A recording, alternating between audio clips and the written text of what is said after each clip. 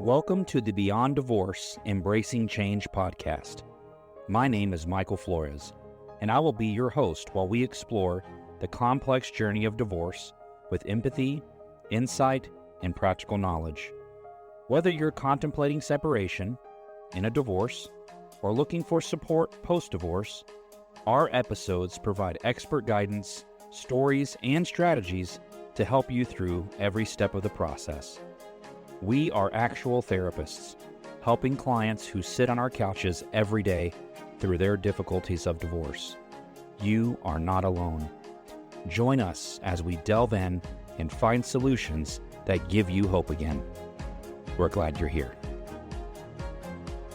This podcast is not intended to replace legal or personal help. This podcast is for informational purposes only. What's the name of our thing? Beyond Divorce? Embracing Change. Embracing Change. God, okay. Hello, and welcome to Beyond Divorce, Embracing Change. I am Jinohn. You guys have heard me. If you haven't heard me, search me up. This is Michael Flores. I am taking over. It's Jinohn Takeover Day, and I am going to be interviewing Michael because we have a great resource for parents to invest in. And Michael, in his infinite wisdom, has created this course about the 10-letter A word. I wonder what that is. That is alienation. And we really want to kind of dive into this, kind of what you guys will probably experience as you're taking the course, but we really want to kind of give you a little snippets here and there so then you know what you'll be investing in when you take this course. So, Michael. Yes. You made this course. I'm assuming that you probably saw things in your office that has kind of made you want to give more information to parents out there that are dealing in divorce and maybe having to kind of deal with some alienation or alienating behaviors. So why build this course? I probably answered the question for you, but go ahead. Well, first off, let me say thank you for taking this role. I know this is definitely different than what we've been doing on the podcast, and I just appreciate that all of you, yourself, Armando, Jen, Ariana, Jacoby when he was here, all of you have just embraced this process and have helped, create and be a part of what we've created. And so I want to thank you first, step one. You're welcome. Thanks. I also would say, to answer your question, why create this course? Well, the wonderful thing about our field is things happen in patterns. Sometimes we see a lot of the same behaviors, just different people. So like I used to say, it's the same show, different characters. And so what ends up happening is I would sit and work with people. I'd get a lot of individual parents, or I'd have a reunification case I'm working with, but one of the parents is really finding a lot of benefit from the work, and so they want to like learn more things. And so anyway, long story short, I found that I was really teaching a lot of the same things to people, and I just decided, what if instead of people paying me all this money to come in here and have multiple sessions over an extended amount of time, what if I took all this knowledge that I have over all these years, all the times I've talked with people, all the patterns I've learned, all the techniques I wish they knew, all the things that I knew that if they did know this going into it, they probably could have prevented a lot of the catastrophes that have existed, and probably even prepare themselves going forward into the future from keeping things from becoming catastrophic. And so I said, how do I do that? And how do I reach more people? And so the topic of alienation always comes up, because people that are typically in a high conflict divorce find themselves dealing with some type of alienating behavior, and sometimes don't realize they may be the ones themselves alienating. And so I created the course not to help people discern alienation, but really to learn how to respond to it. Make sense? Right. So if you become a better responder, we used to call it countering. So the actual course is called Countering Alienation. If you can learn how to counter better, you don't have to learn how to throw a punch. You know what I mean? It's like in the course, I actually compare it to two boxers. Like some of the best boxers ever who have ever boxed don't just throw good punches, they counter punches. Make sense? And so what I'm saying is when you're feeling like you're being alienated, you feel like you're getting hit like hard all the time. And so that's why I use that example. And so I'm going to teach you how to counter, not to hit back, but to counter them. Like, here comes one, boom, let me move it this way. Oh, here comes one, let me ask a different type of question. Let me do a 5-sense language here. Let me use a no-oriented question. Teaching people how to navigate, I think, was the better way to do it. Why else did I do the course? Because there's so many people I may never meet, and there's only so much time that I'm going to be living and offering people in a week. If you have a course that you can purchase that has all this information in it, it's yours forever. You can take it anytime you want. You can move at your own pace. And it's, compared to what you would pay me to teach it to you, it's so much cheaper. So I really did it for them. That's why I did it. So I hope that answers your question. I was long-winded, but that's why I did this. Yeah. So you said for them, who is this for? Like, who is this course geared towards? That's a great question. If you are the parent who's trying to figure out how to better respond to your child disengaging from you, the parent maybe having a hidden agenda of sorts that you think or suspect, or they're directly alienating you with their behaviors, their actions, or their inactions, then this course is for you. If you're the type of person that's trying to understand how to do it better, preserve your relationship with your kid, better navigate the difficulties that come with high conflict divorce, this is a great course for you. Who the course is not for is someone who says, let me learn all this information so I can prove that this stuff is happening. If you're trying to prove something, I'm not your course. Don't even waste your money. I'm dead serious. Don't spend the money. Don't buy it. You'll be very dissatisfied. I'm not here to help you prove. I'm here to help you learn how to respond. Okay, so that's who it's for. Excellent. And who it's not. Yeah. I think that's really important because a lot of times when people say alienation, and in our experience, I think, we have seen a lot of parents say, we want you to investigate. We want you to figure out whether or not this is happening. Not necessarily, I think this is happening. How do I navigate around it? So this is the course that's going to help you kind of navigate. That's exactly your right. Suspicion. That's correct. They're going to get a workbook. It's like 31 pages, I think, of a workbook. They're going to get stuff that's specific to their situation. So what happens is I'm giving you all these techniques and all these ideas that you can use, anyone can use, because they're patterns, remember?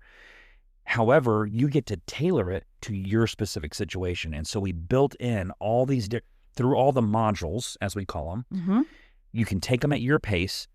But as you're going through the modules, you're going to have something to reflect in that relates directly to your own situation. And so that's what I want to do. Give you this information, but then help you tailor it to what you're personally experiencing. So it works for everyone. Makes sense? As best as I can do that. Yeah. We have piloted the program a little bit to learn if a coaching component would be helpful. And so what that would look like, if we decide to do that, is those of you that take the course and say, but I still want some direct guidance on my personal situation as I'm going through the course, we're considering building that in for people if they find it helpful. And so then you get kind of a combination of both. You're going to get all the lessons, all the techniques, everything I would teach you in about 15, somewhere between 10 and 15 sessions worth. You're going to get all that in the course. And then you're going to get on top of that, if we elect to do so, the coaching side of it, which would then allow you to specifically tailor the skills to your particular situation. So we've really kind of thought about this in a lot of different ways. Yeah. So it's a lot of years of work and service been poured in to a course. I think the course length, if I remember correctly, it's maybe a couple of hours or right under that. So it's not too long, but it's not really short either. So, but it is at your own pace. So once you purchase it, it is yours. It is your course. So, yeah. What else? All right. So we kind of talked about, why built the course, who's it for, sprinkled in a little bit kind of what they would get out of it. But let's kind of talk about alienation just in itself. Kind of things that, they will probably see within the course. We're not going to give you guys everything. I'm sure they want to know what's in it. Yeah. Go right ahead. So let's kind of talk about what alienation is. Yes. What is this 10-letter word, and are there different levels of alienation? Yeah, I think there's been there are people that believe that alienation doesn't exist. There's a group of people that say it does not exist. As a therapist, I can tell you directly that it does. Alienation, true alienation, let me say it this way, direct, as we have the indirect and direct, right? So Right. this direct alienation is the intent to infiltrate a relationship and to manipulate it so that a person will reject another person. Mhm. So that's what its intent is. Alienation, in my opinion, is not what you diagnose because it's a behavior. Right. It's a way a person is acting. Does it make sense? Now, there are indirect ways you can alienate, and there's direct ways you can alienate. Most people that I've worked with, typically, when they are alienating, most do it indirectly, is what I've seen. But the ones that are doing it directly will tell you that the reason they're doing it is to protect. So it really hides itself in I'm protecting the child. I'm protecting a situation. I'm protecting an event that I fear will happen in the future. And they find themselves alienating as a result of that fear. Does it make sense? And so that's what alienation typically looks like and how it happens. Mm-hmm. Yeah. What are some behaviors that we see maybe in children that have been alienated? Yeah, either indirectly or directly. Yeah, so a lot of times kids will parrot. They'll sound like the other parent. So if you talk to the parent and you talk to the kid, they almost sound identical in the way that they describe things. And so sometimes that can be a potential. When the child can't remember things about the parent that are typically positive in nature, not even one thing, like I like that they cleaned up the dishes at the end of our meals, or I like that they played catch with me outside. When a kid is just like, I have no memory of any good thing about that parent, that is a telltale sign for me. When a child uses the parent's first name, because a parent typically doesn't introduce themselves as their first name to their kid. Probably not. So at some point when the kid shifts over and calls their parent by their first name, something has happened, right? There's I've lost respect for you, or someone's told, maybe that's what mom or dad or one of the parents calls the other parent by their first name now, instead of saying dad or mom. Right. And so the kid has adopted that. So that's a sign you can look for. The kid becoming very cold toward a parent, becoming almost like non-involved. I don't take their calls. I don't respond. Those are all signs that alienation could be happening, or alienating behavior could be existing in that dynamic with the kid. Those are a couple. There's actually a lot more. What else would you like? I mean, I don't want to overwhelm them with that, but what else would you like to know about what kids do? Or there's some that I missed that you are like, oh, Michael, I've seen these. Well, I mean, I have seen kids remember stuff from when they were 2 years old. 2? Oh, yeah, I've seen that. Yeah. So, Yeah, memory. That's like, there's no way they have that memory. They can't develop memory that young. Or they have a story from when they were 2 years old, and, it's just what something happened that they remember. Yeah. And maybe not to them, but it happened to another parent or to... But they tell it to you as if they remember it. As if they remember, yeah. Yeah. So yeah, I have seen that a lot. When I was 2, this is what happened. Yep. Yeah. Or So the inability to recall, or the recall is not appropriate, right? The recall of an event that there's no way they would have that memory. That's definitely one. What we got to watch for is there's a difference between oversharing and alienation. Okay. So what that means is sometimes kids have a lot of information, but the intent of it wasn't to alienate. Does that make sense? In alienation, a direct one would be like, your horrible parent did XXX. Just telling the kid, I went through a really hard time with your other parent, through the abuse and everything else. That is not as a direct way of alienating. There's indirects too, indirect ways that people alienate. I'll give an example of those.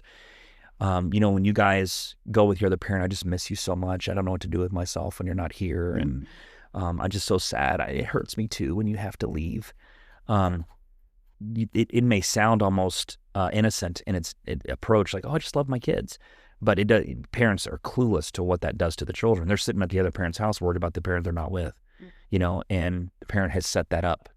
And there are some parents that do that with intent. And there's other parents that are clueless to the idea that they're doing it. And so I want parents to, it's kind of like Armando used to say, one of the only ways we as therapists can help best is we always have to assume good intent. Yes. And I think that would be a little tidbit for the parents that are listening to this. If you at least start with assuming good intent, that'll change at least how you look at it, which is a good step for countering. Makes sense? Is assuming good intent.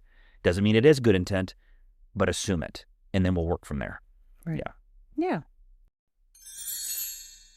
Hey, if you're listening right now, I want you to take a deep breath. I know this is hard. Maybe your child is pulling away, saying things that sting, or seems caught in the middle of conflict, and it's leaving you feeling helpless and frustrated. You're not alone, and it's not your fault. That's exactly why I created the Countering Alienation course. It's a practical step-by-step program to help you recognize alienating behaviors, respond in a way that protects your relationship, and rebuild the trust with your child, even when it feels impossible. This is not about fighting your co-parent. It's about keeping your connection strong, staying grounded, and giving your child the stability and love they need. You deserve tools and guidance that you can actually use, and your child deserves the relationship only you can give. Check out the registration link in the show notes. I am offering you a discount for this course. Just type in POD, P-O-D, in the coupon code and enjoy your discount on us. This is the right move. You got this. So we kind of talked a little bit about, and I think we kind of touched on one of it was, unintentional alienation. And I've heard, and I'm sure you have heard too, parents say, I have to tell my kid the truth. I must tell I can't lie to my child. Yeah. So when a parent says that to you, Right. and I know that you touch on this in one of your modules, I looked at it.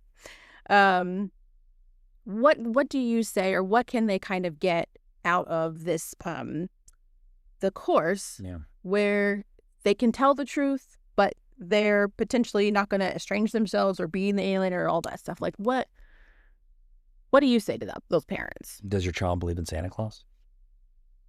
I mean, mine doesn't. Okay. He's 6 months. I'm Yeah. just kidding. but one of the things, does your child believe in Santa Claus? Yes. Right. Okay. How'd they come to that belief? Because there's not, I hope there's not kids listening, but he's not coming down the chimney and leaving the presents. We know that. And so we figure that out. But that, in a sense, that is a lie to your child. There is a Saint Nicholas, come on now. But there's not one coming down the chimney leaving presents for you. So that's not what I say. But what I'm saying is this idea of I'm not going to lie to my child. What you're really saying is I think my child needs to have all this information of something they probably couldn't control, but yet influences how they see or feel about someone. That is alienation, whether you know it or not. So the question, let me give it a personal example. When my mom died in the way that she died, my dad knew that I deserved to know what happened to my mother, but he knew I was not psychologically and emotionally ready to understand what I was about to be told. And so my dad just gave me the version of, yes, mom died and went with Jesus. How did mom die? That's something I want to talk to you about later. But right now, that is not something that is going to change whether or not mom comes back. Right. But you do deserve to know, but it's not a good time for that. And I didn't like that answer, but now that I'm older, I understand it. And I think that's the thing I tell parents is, I'm not saying to lie to your children. What I'm saying is you are the gatekeeper of the truth that they learn. And so you have to be careful how that's delivered because children can only handle and manage so much. And a lot of what probably happened in your divorce or happening with your ex is out of their control anyway. So why would you bombard them with this heaviness of something that they can't handle? Does it make sense? Yeah. So that's what I say to parents. Like, how will it help them to know the truth? How's it going to help them with their relationship with you or the other parent? Stuff like that. And then they'll know that I'm not lying to them. Okay, have you lied to them before? Are you trying to preserve your honesty? Are you a pretty honest person? Okay, I don't think that's going to be the case. So I think that parents overthink it too much. And when you're overthinking it or you're over emotional about it, you're going to probably make the wrong choice. Yeah. So there's another little nugget for the parents. That's not in the course. That's to them now. Overthinking and overfeeling something. If it's too intense feeling or you're overthinking it, you're probably going to make a poor choice when you decide how you want to deal with it. So slow it down. Yeah. If you feel like you're going too slow, you're probably right on point. If I haven't shared enough, you're probably still okay. It's when you've overshared, that's when the issue happens. So undersharing might still put you okay. Yeah. All right. Well, okay. So there's a module called, I think it's Countering Alienation with the Co-Parent. And so, and this is like, I think like we're countering like no jabs and all that stuff, right? Like we're not jabbing, what we're countering, right? I don't know boxing, so I'm dodging and weaving, kind of making stuff up. It's a way to punch back without hurting them, right? Yeah, it's a defensive mechanism, right? It's self-defense, not offense. So if a parent is going to buy this course, so they're like, yeah, I need to figure out how to counter,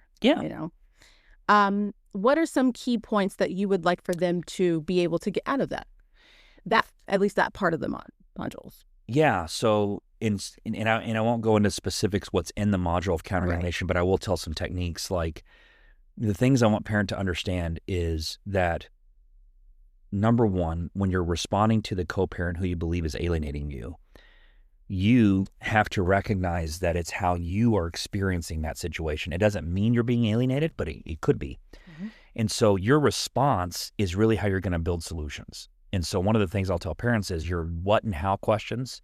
So they're going to learn about that, which are solution-oriented, solution-driven questions. Well, you want solutions, right? So to build solutions, you have to ask questions that lead into solutions. And what and how questions do that. So you're going to learn specific what and how questions. They're going to learn things like forced empathy, which I didn't come up with. That was Chris Voss. But forced empathy allows the other person to see your perspective. A lot of times people that are being alienated feel completely invalidated or unseen. And so forced empathy is a way to get the other side to see you, right? It's almost to give them a way to step in your shoes, which is a cool thing. And it's not done by forcing them to see it. It's done by using a question so that they will see it. Using 5 sense language. We used to, do you remember back in the day when they would teach I statements, like I feel and they didn't work worth a damn, pardon my language, but it was one of those, I feel, hurt by that comment. It's much better when you say it feels hurtful. It feels, because it separates it from mine or yours and it puts it right outside of us. And it becomes the topic of interest that we're talking about. It's not about me or you. It's about this topic. Right. It feels, it seems, it looks, right? And you're using senses. It looks like, it seems like, it sounds like. And so they're going to learn in modules like that things about how to use that type of language to generate more dialogue. So if I say, and here's the cool thing about that one, if I'm using a 5 sense language term like it feels like this, I'm not saying it is that way. I'm saying it feels that way. Yeah. And so what happens is you now can correct me and say it's not that way. And now I get to ask more questions to learn, right? Now I know what you're up to. Or I'm validating what it actually is. And now I see it. So either way, it works for me regardless, whether I'm wrong or right. It doesn't matter. It feels like, and then you can go, yep, that's it. And boom, I'm there. I'm like, cool, now we're aligned. Or you say, that's not what it is. It's this. Now I go, oh, now I've got more information. Now I know your perspective, where you're coming from. It opens so many doors. And so they're going to learn that in the module. Those are counters. It feels like, it seems like, what and how language, no-oriented questions, which are great. I won't tell you what those are, but a no-oriented question is great for a person who says no all the time. Yes. People like their autonomy respected, and so you got to give them permission to say no. And so they're going to learn how to use no-oriented questions versus are you willing, right? Willing feels like you're going to give them something up. Are you willing to see me next week? We don't even do it with our own clients. Are you willing to see me? They're like, well, what do I got to do next week? That's the first thing their brain's doing. So when you're working with a co-parent and say, are you willing to trade me weekends? They're like, oh, I got to give you. See, now I got to give you that. See, so there's a different way to ask that. So they're going to learn how to do that too. Wow. I think that, I'm not even being alienated, but I kind of want to take the course myself. You don't have to be alienated to take the course. The course is just about interacting with people, but it lends itself very well if in the event you feel you're being alienated. So that's why it's called that. I think that, even just hearing that, I'm sure that anybody, even if they're not being alienated, they probably want to be able to ask those type of questions in their everyday life. Sure. They're learning techniques of collaboration is what it is, so absolutely. I'm not saying buy the course for that, but I'm just saying good information. I've had people who are not being alienated who have learned the same techniques and still use them, and they find them invaluable. And so basically the course is built on what works, and people will find it different depending on how they use it. Some people give up on it and they'll stop using the technique and think it doesn't work. It's about literally your language is going to sound different, and the co-parent is going to think you're being weird or fake probably at first because you speak different. Right. So don't be offended by that. Actually, I think I say this in the course, use that as an advantage, right? Don't be offended or discouraged if they go, oh my gosh, you sound different when why do you ask it that way? Or why are you asking me that like that? you are trying something different, so they're having to learn that difference too. Yeah. So they're going to be a little bit cynical about where this is coming from. Stick with it. Because here's the cool thing. When you keep doing it, it becomes part of your natural language, your natural conversation. And us as therapists, we use it on them all the time. They never catch it. That's true. Yeah. We do it with them all the time. We're doing it to guide and serve. And what it does is it causes us to build and collaborate in solution building with you, because we know how to ask you questions that lend towards solutions. And I'm going to teach you how to do that. And that's what the course does. Yeah. So you're getting all that. I mean, it's a hell of a deal. It's really good. It's really good. Yeah. Well, anything else that I think that the audience needs to know, or I'm asking you, Michael, that they need to know about the course, about what they can get out of it?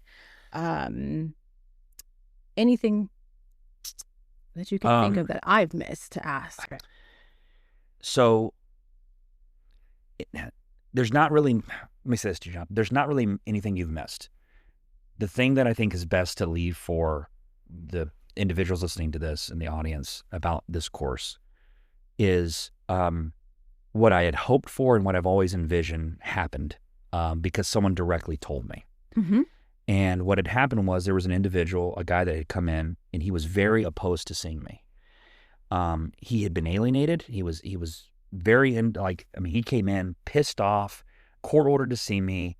They've had probably 3 different counselors. The system is messed up. You know, the court's messed up, and counselors don't know what they're doing in their job. They got an amicus attorney. He was mad about everyone and everything. And I remember sitting there looking at him, and I could see his frustration. And as I'm talking to him, I remember he finally just kind of exhaled. And it was no different. Same thing I'm teaching in the course.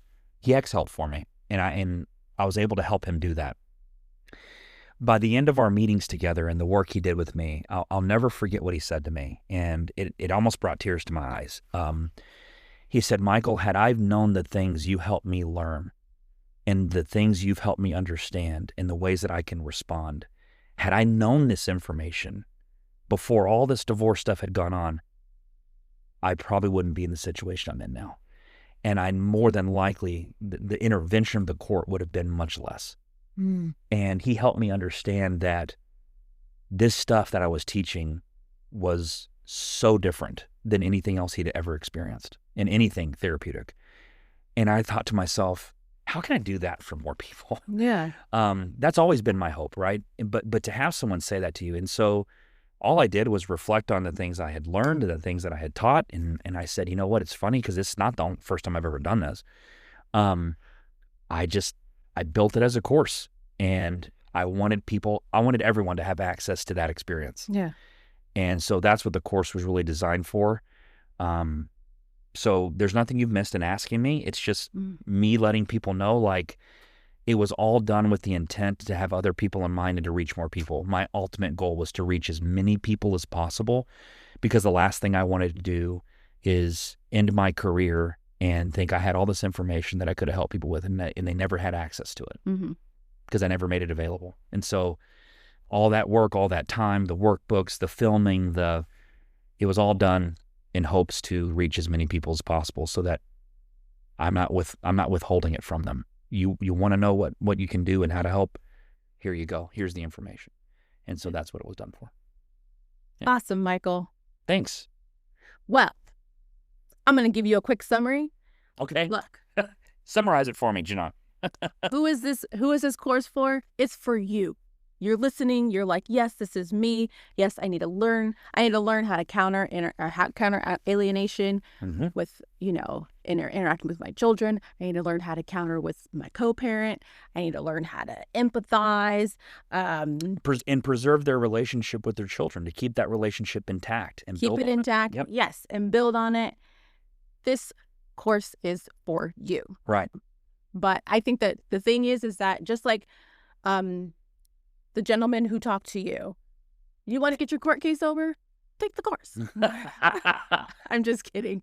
Don't let this be your end-all be-all, but let this be part of your toolbox to be able to just kind of help you get through and go beyond divorce. I mean, if I had it my way, what I would hope is that the course would help create a way for them to co-collaborate with their co-parent and even preserve, like I said, their relationship with their kid. But in the long run, the hope would be that they may be able to go settle in a mediation, or they may be able to settle outside of court, because I think in the long run, if a judge doesn't have to render a ruling for a child, I think they prefer it, because they don't know the kid. They're making decisions on children that they don't ultimately know. And then they have the laws that they're bound to. And some of the laws don't really speak to your current situation, right? They're not clean. And so this is why we always have law changes and law, reviews for that particular reason. But man, what if you had a technique? What if you had a way to navigate that stuff that didn't require the intervention of third parties? What if you didn't have to pay the counselor anymore, the attorney anymore, the amicus, the supervisor? What if you got rid of all that? Yeah. Could this course help you do that? Maybe. Because like I said, this guy told me very clearly, had I known this information, if I'd have just met you sooner, I probably wouldn't be where I was in this court dynamic. Yeah. Because how do we get people, John? We get people like in overtime. We're not getting people in quarter 1, quarter 2. We're getting people in the fourth quarter. They've already had 1 or 2 counselors, or we had one come in just recently. They've been litigating for 9 years. And they've been like, this is a case that's like not in our county. It's like many counties over, but they're sending them to us because they're like, we've tried everything around here. Right. 9 years of litigation.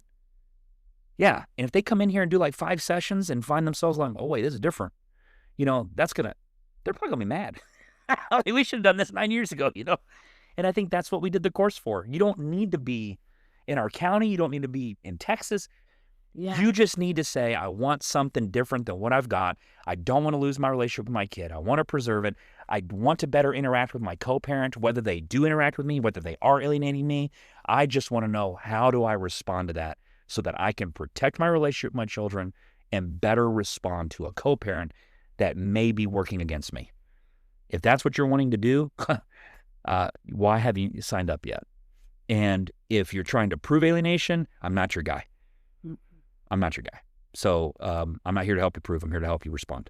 So I don't know if I can say anything else on that. I hope that might be the final piece. I don't think I'll let you either. Okay, I'm done. Go ahead. Summarize. I already summarized. Oh, yeah, you did. You did great. Well, Jinohn, thank you again for doing this with me. Well, thank you, Michael, for answering my questions. You're welcome. I know I'm long-winded sometimes, but I'm real passionate about helping people. So I appreciate it. Thank you, everyone. Keep moving forward. Oh, yeah, that's right.